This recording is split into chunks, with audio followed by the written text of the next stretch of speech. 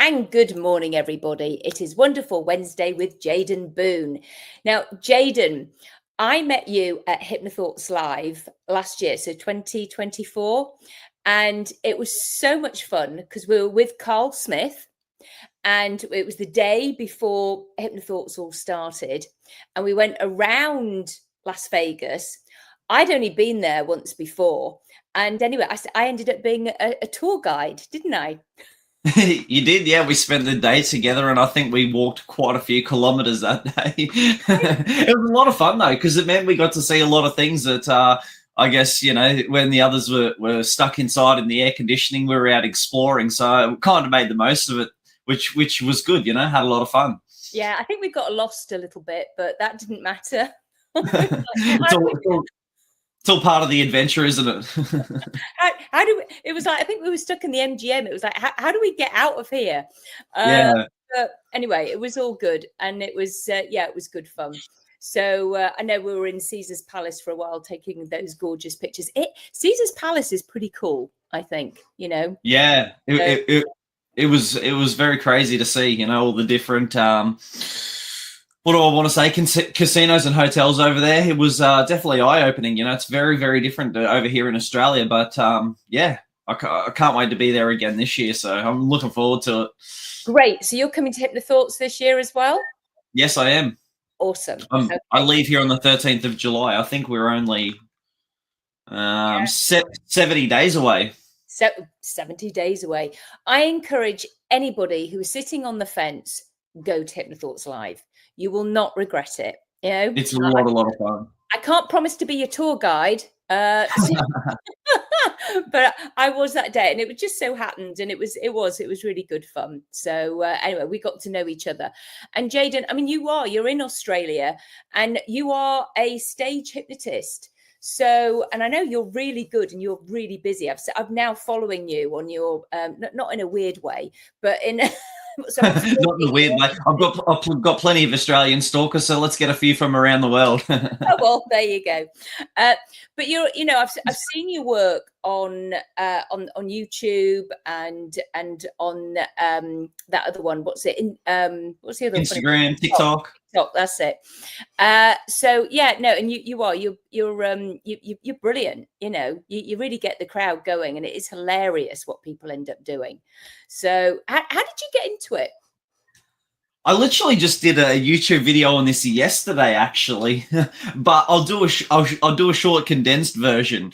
So around 2011, 2012, I went to my first ever hypnosis show, and I walked out of there a skeptic, a non-believer. Went to another show, walked out of there a skeptic, non-believer. Went to another show, and my partner at the time volunteered to be in the show. I'm like, "You're going to go up and get hypnotized?" And she's like, "Yeah, why not?" And I was like, "Oh, okay then." So yeah, she volunteered to go up, and she got hypnotized, and she stayed up there for the total duration of the show. And then after that show, I looked her in the face and I said, "I'm going to learn this one day," because I was so blown away by it. And I guess, there was already that performer. I did magic and juggling, and I always, I guess, was called Mr. Attention Seeker in school. So it's like I already sort of had that in me, if that makes sense. But I never saw myself, progressing into it, really. I think it was just one of those things that you think you say in the moment. But yeah, then I did nothing about it for 6 years, and I became very depressed and very miserable. And yeah, I just wanted to make some changes. And I saw that same hypnotist that hypnotized her. He hypnotized me to stop smoking. And then I went, okay, this is cool. I'm falling in love with it. And then literally from there, I went out and did my first hypnotherapy certification. And then I just kept going, did my stage training. And yeah, how much it helped me and what it did for me. And, I was able to let go of depression, anxiety, and I guess get my confidence back and start to believe in myself. And yeah, it's led me to this point of where I am now. This year's been 7 years since I've started. So it's been a lot of fun. And like most people say, I never imagined my life going in this direction, and, seeing how far it's been able to come in that time. Yeah. Brilliant. Well done. I love that. That's a great story. And you're right. Hypnosis can help in so many different areas. And I've just come back from a training. I did the Rich Guzzi training in Las Vegas. Cool. Yeah, Rich is a legend. I Loved it. Absolutely loved it. So we were doing some street hypnosis, and I'd already learned that with Rich with the gorilla hypnosis, and then I was learning the stage, and I'm looking forward to doing it. I don't mind saying I'm obviously a little bit of a show off as well, so it's my alter ego that wants to do it, because as you know, I am more clinical. Sort of like that, people with anxious feelings and significant emotional events and things like that, think horrible things that may have happened to people. I'm more about clearing those and getting them to where they want to be. However, there is definitely this alter ego in me that wants to play.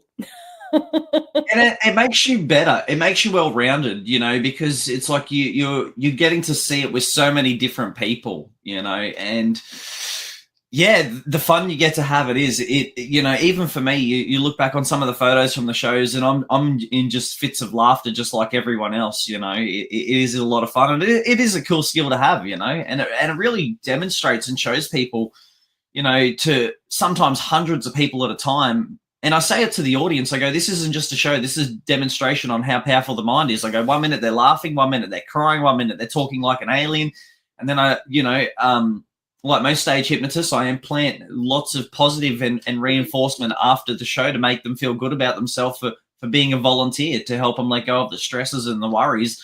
But also it shows in the moment that you're looking after your volunteers, and then also those people are hearing those things that you're putting into those people, and then they go, I want that. Yeah.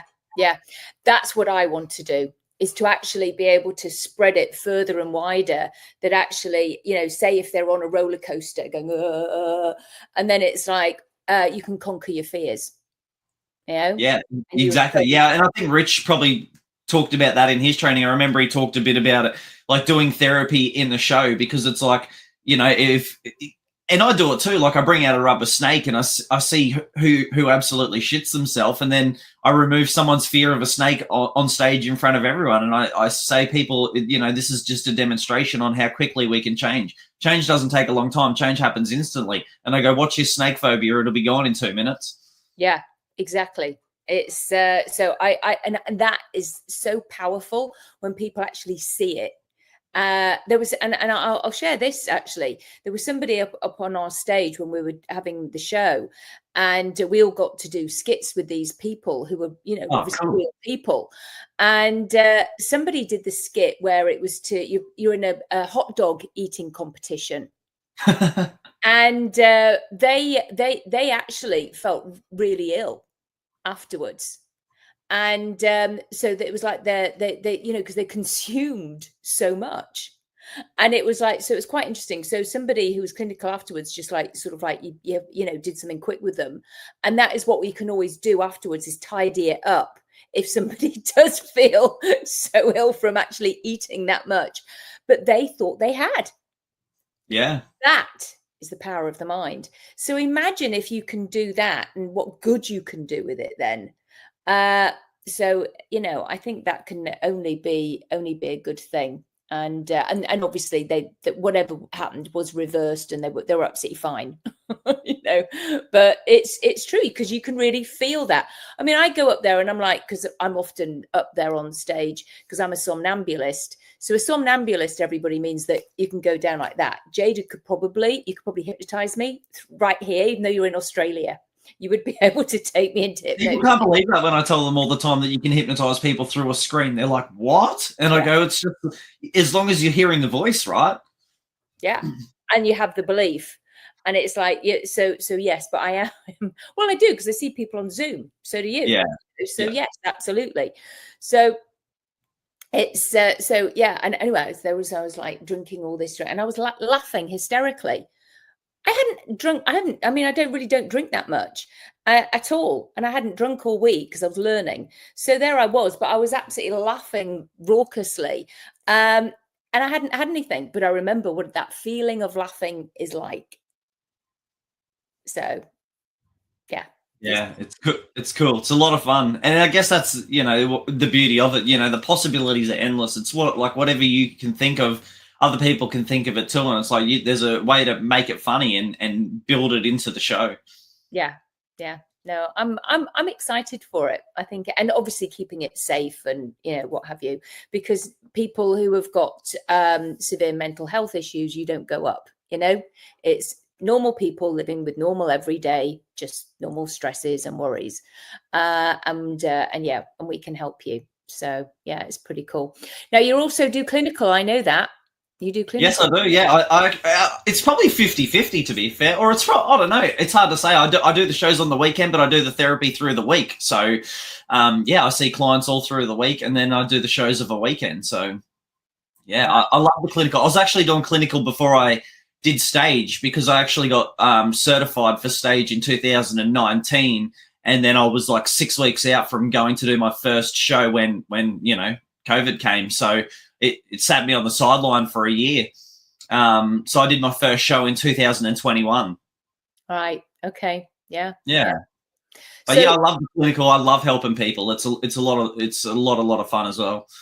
yeah, and we'll make sure we get your links in the comments below, because I do have a lot of friends and some family in Australia. So it's just easier for time wise, really, you know, than necessarily seeing me. Although I am branching out myself into the Australian market, sort of like the bunny talk process.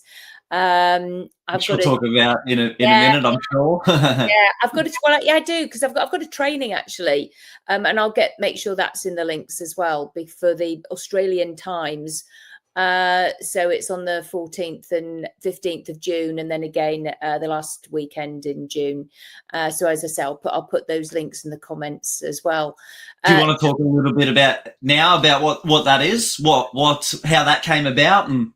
Oh, well, I can, yes. You know, so the bunny, it's an anchor. And of course, you've done NLP, you know that is something that we all use as an anchor. However, I had no idea, Jaden, that I was doing that with my daughter when she was a little girl, because we used to play shadow puppets. Mm-hmm. And she had this, and we did it mummy bunny and baby bunny. And then I taught her the days of the week, months of the year, and simple math. And we just played. And sometimes I would be the baby bunny and she'd be the teacher bunny, and I'd get it wrong on purpose. And she'd go, "It's okay, just have another go."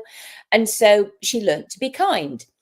And we did this for years. It was our thing. My husband was away. He was in the Royal Navy. So when you're in the Navy, you're away for like 10 months at a time. Okay. And so we played. And we roll on to when she's nearly 13. We moved to America. And there's COVID, that lovely word. We've already brought it up a few times now. And yeah, she was not in a good place. She was not in a good place. And one night she came through, it was New Year's Eve actually, she came through sobbing. It was a horrible, scary sob. And I got up, got into bed with her, held her, and I said, "Can you tell me what it is?" And she couldn't tell me. And then don't ask me what made me do it, Jaden. I got Mummy Bunny out. Okay. And she got a baby bunny out with the little ears down. And she was able to tell Mummy Bunny what had happened to her. Now, isn't that amazing? Because we both know now, because we're, we do what we do, that actually what she was able to do, she was able to dissociate that out of her and tell through the bunny. And it was just fabulous. So I had by the time it was 5 o'clock in the morning, she said, "I'm okay now. You can go." So I went. And of course, Mummy Bunny never reacted. So we figured it out. And I then told a colleague of mine, it was Cheryl Ellman actually, and she said, "Claudia, you've got to do something with that." So I did. I wrote a book, A Parent's Journey in the Bunny Talk Process. And it's in there. However, I then had other colleagues like yourself saying to me, "You're going to make that into a course." And I said, "Well, no, because anybody can do shadow puppets." And they said, "Well, if you don't, I will." And I went, "No, it's mine. It's my story." And then I thought, well, hang on a minute. I work with children and I see the parents. And I thought, well, I'll just make the course about how I work, because I didn't realize, I thought everybody worked the way I do, and they don't. They actually don't. And as I've been training it now, people are going, "Oh my gosh, this is amazing." And I'm like going, wow, it really must be, because I do get great results. I get 5-star reviews and I get referrals, got 100% referral practice. And it's like, people just have never heard of this stuff that I'm doing. So I thought, okay, I've got something here. And so I actually feel really grateful that it came about with a lovely story. It's so sweet, you know, and it's very meaningful and it's very heartfelt. And so I'm training it around the world. And it's the bunny talk process. It's bigger than me. It'll go. It is. Yeah, it's bigger than me. It's just that I was lucky enough to be the one that was able to kind of collate it together. I've got people in all of Europe wanting to do it as well, and to train in it, to train a trainer. So it'll go places. I'm excited. How cool is that? And you're doing a training in Australia again, did you say, via Zoom? Yeah, via Zoom in June. As I say, I'll put it in the links. And then I know that Rich is going to be doing a conference at the Gold Coast in. Oh yeah. Yeah. So get it in your diary now. Not this year, next year, end of May. Yeah. Okay. Yeah. So that's actually where I met Rich. So he came to HypnoBiz Australia. I think that was in 2020. Yeah. It was it just when COVID was on? Yes. Oh. Yeah. Yeah, literally. I think because Selena flew over here and then she literally had to get on a plane and go back because they were going to shut the borders or, you know, the flights or whatever. So yeah. It was yeah. Yeah. So yeah, that's where I met Rich and I was like, I like this guy. Oh yeah. Yeah. No, he's cool. He is cool and he cares. He really does. Yeah, 100%. And he's very good at what he does too. Oh yeah. Without a shadow of the doubt. Yeah. He's the man. So I'll see you there then. So make sure you've got that in your diary. And so I'll probably do a training live there as well in Australia. I've never been to Australia before, so I'm excited. And I've got friends in the Gold Coast as well, so I'll get to see them. So that's pretty cool. I mean, it's a huge. I've got. It's quite sad, really. So your country is so massive.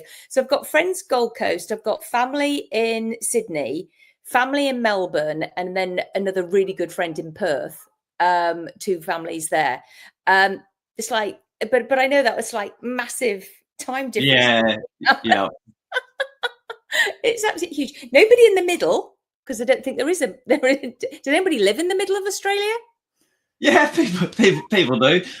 And to be fair, in saying that, I've spent more time out of Australia than I have exploring my own country. Yeah, well, I mean, yeah, there you go. That can often be the case. So, so you got to love it. So, what's next for you, Jaden? What have you got coming up?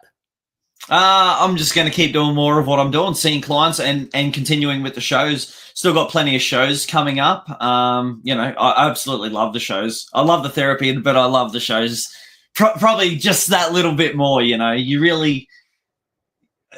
get to be yourself up there, you know, and you get to have a lot of fun. And I'm laughing just as much, you know, with the people as the audience is. So, yeah, I guess that's it at the moment.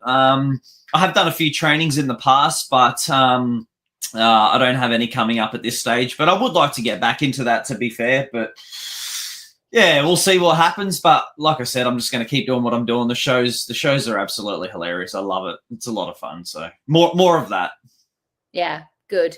And like you say, the shows, and same with our work, we can't get bored. Yeah, 100%. Yeah, because you're forever changing it. Yeah. It's never the same. It's never the same. No, every client comes with a different issue. And sometimes even when you know the client and they come and see you again, they present with something else. So you might have in your head what you might be doing with them. Nope. So you have to go with what they want, because that's client-centered, obviously. And it's like, so you work with whatever they present with, and you have to, you know, be able to think on the fly. And you know, I don't use scripts. Your client is a script.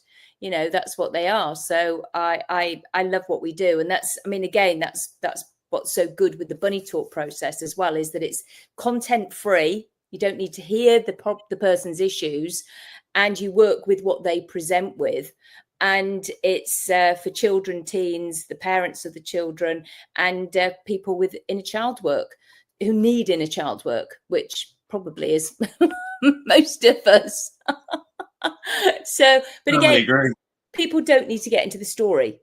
And that's I think so. That's what makes us different. For sure. You know, we're not therapists. We don't listen to all of the story. We don't need to.